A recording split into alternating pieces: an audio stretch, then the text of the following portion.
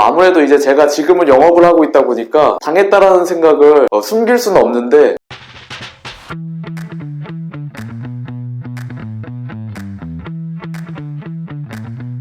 보고 듣기만 해도 돈을 버는 동기부여. 한국보험금융 채움에셋 오광진 팀장이라고 합니다. 이전에 쌍용 차량을 3년 정도 타고 아반떼 차량으로 넘어오게 됐습니다.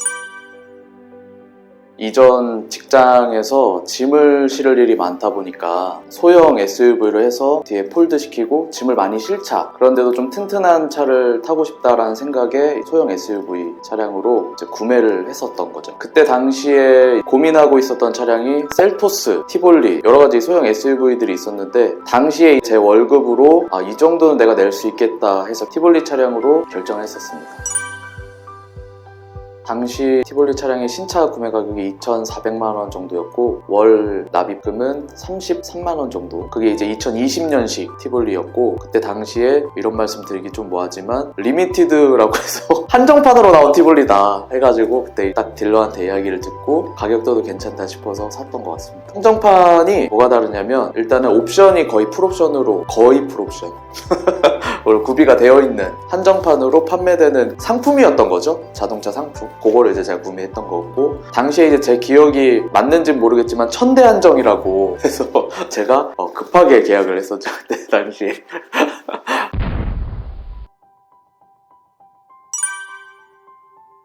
아무래도 이제 제가 지금은 영업을 하고 있다 보니까 당했다라는 생각을 숨길 수는 없는데, 그래도 당시에 차를 구매하고 만족하고 잘 타고 다녔기 때문에 저는 후회는 없습니다.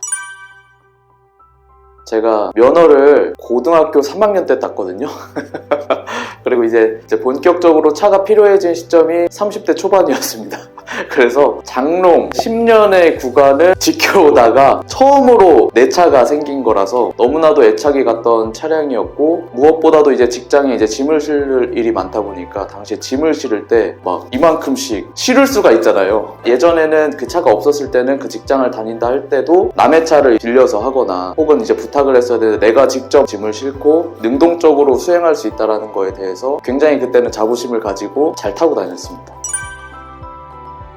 그때 당시에는 쌍용 자동차밖에 못 탔었다 보니까 느낀 걸 수도 있는데, 확실히 그 회사마다의 그 엑셀 감각이랄지 브레이크 감각이라는 게 좀 다르지 않겠습니까? 근데 쌍용 같은 경우에는 좀 밟아도 좀 늦게 반응하는 듯한 근데 요건 티볼리 한정인 것 같아요. 또 최근에 토레스 타보니까 토레스는 또 좋더라고요. 그래서 아무래도 소형 SUV다 보니까 반응이 좀 느리지 않았나. 그리고 지금 타는 차량에 비하면은 유리가 이중접합이 아니다 보니까 고속으로 달리는 경우 있지 않습니까? 고속도로에서. 그랬을 때 조금 이제 속도를 내다 보면은 너무나도 이제 풍절음이 세게 들리다 보니까 좀 운전할 때 스트레스를 좀 많이 받았던 부분들은 있었던 것 같습니다.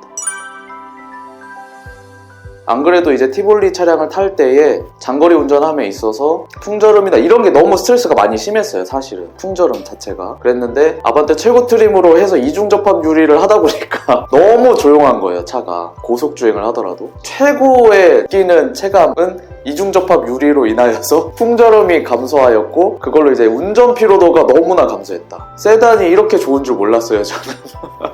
아반떼를 타다 보니까 밟는 대로 잘 나가고 큰 감동으로 와닿았던 것 같습니다. 네, 맞아요. 굳이 이제 시내에서 주행하시는 부분에 있어서는 티볼리도 100 정도까지는 괜찮았거든요. 굳이 이제 최고 트림까지는 고려하지 않으셔도 될 것 같다.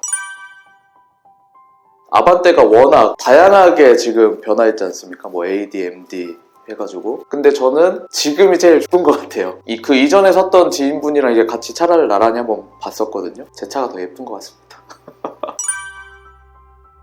티볼리에서 조금 많이 아쉬웠던 거는, 당시 티볼리를 살 때 같은 직장 동료가 셀토스를 샀었어요. 기아차지 않습니까? 근데 기아차에는 오토홀드가 있었어요. 그때 당시에도. 근데 티볼리는 오토홀드가 없었어요. 그래서 아무래도 피로도에 조금 더 관여를 한 게 오토홀드의 차이가 아닐까. 왜냐면 정차할 때 브레이크를 계속 밟고 있어야 되거든요. 그리고 두 번째로는 어라운드 뷰가 생겨서 주차하거나 이제 골목길이나 이런 부분을 통행할 때에도 드론샷처럼 버드뷰처럼 이렇게 찍어주지 않습니까? 그래서 확실하게 더 편하게 운전을 할 수 있었던 것 같습니다. 제 차 한정입니다. 다 지금은 어떤지 모르겠어요. 그때 제 차 한정이에요. 크루즈가 있었어요, 티볼리도. 근데 레이더가 없는 크루즈였거든요. 미사일 크루즈죠. 크루즈 80을 맞춰놓고 100을 맞춰놓으면 그냥 그 속도로만 가는데 앞에 차가 붙든 말든 그냥 그 속도로 가는 거예요. 그러니까 크루즈를 맡겨놔도 항상 긴장 상태인 거죠. 그런데 이제 아반떼로 넘어오니까 당연히 이제 레이더가 달린 오토 크루즈로 되어 있어서 뭔가 이제 고속주행을 할 때에도 차간 거리를 유지해주다 보니까 조금 그런 부분들도 주행하는데 좀 더 피로도가 감소하지 않았나.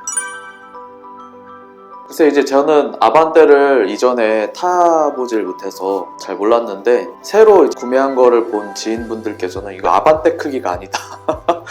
이전 소나타 크기로 차가 커졌다고 하더라고요. 아반떼는 제일 낮은 세단이지 않습니까? 그래서 별 큰 기대를 안 했는데 트렁크도 굉장히 넓고 뒷좌석도 꽤 여유로워서 짐 실는데도 꿀리진 않는다라는 점도 장점이었던 것 같아요. 연비 차이가 많이 나죠. 티볼리 같은 경우에는 제가 고속주행을 할 때에 발컨이라고 하죠. 잘 컨트롤해도 16기 겨우 나왔었거든요. 근데 아반떼로 바꾸고 연비를 보니까 시내에서도 12, 13은 기본적으로 나오고요. 고속주행 했을 때 크루즈를 켜고 뭐 이것저것 조작하지 않는다 하더라도 보통 18, 17, 18은 나오는 것 같아요. 확실히 그 시야의 느낌은 어쩔 수가 없는 것 같아요. 왜냐면 제가 이 티볼리를 어머님을 드리고 제가 차를 바꾼 거거든요. 티볼리 차량을 어머니 드리고 아반떼를 운전하다가 티볼리를 고향에 가서 다시 한번 운전대를 잡아봤는데 확실히 그 차이가 있더라고요. 아, 이거는 어머니 운전하시기에 편하긴 하겠다. 왜냐면 고가 높은 만큼 또 시야가 넓게 보이고 차량 진행 상황이나 도로교통 상황이 잘 보이다 보니까 티볼리를 타고 다시 아반떼로 오니까 낫긴 낫더라고요. 그래서 뭔가 더 편안한 느낌은 있는데 시야나 이런 것들이 조금은 티볼리에 비해서는 좀 답답한 부분은 있을 수 있다. 제가 둘 다 타본 입장에서 티볼리 같은 경우에는 연비가 막 엄청 좋은 편 아니다 보니까 출퇴근하시고 캠핑 좋아하시는 분들이 좀 타면 좋을 것 같아요. 왜냐면 또 뒤에 폴드가 가능하고 짐 같은 것도 많이 실을 수 있고 하다 보니까 그런 부분에 여가 생활을 즐기는 용도로 좀 사용하시면 더 좋을 것 같고, 아반떼 같은 경우에는 물론 아반떼도 캠핑이 된다 하지만은 장거리로 고속주행을 하셔야 되거나 이런 분들이 더 타기에 용이하지 않나.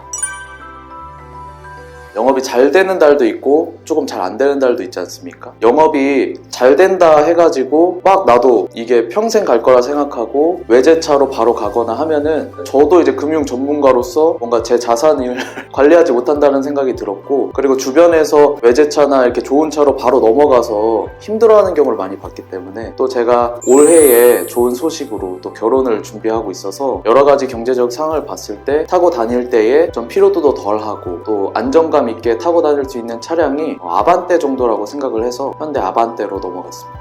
지금까지 한국보험금융 최후메셋 이름으로 인사드렸는데 티볼리랑 아반떼 차량 리뷰를 해드린 오광진 팀장이었습니다. 감사합니다.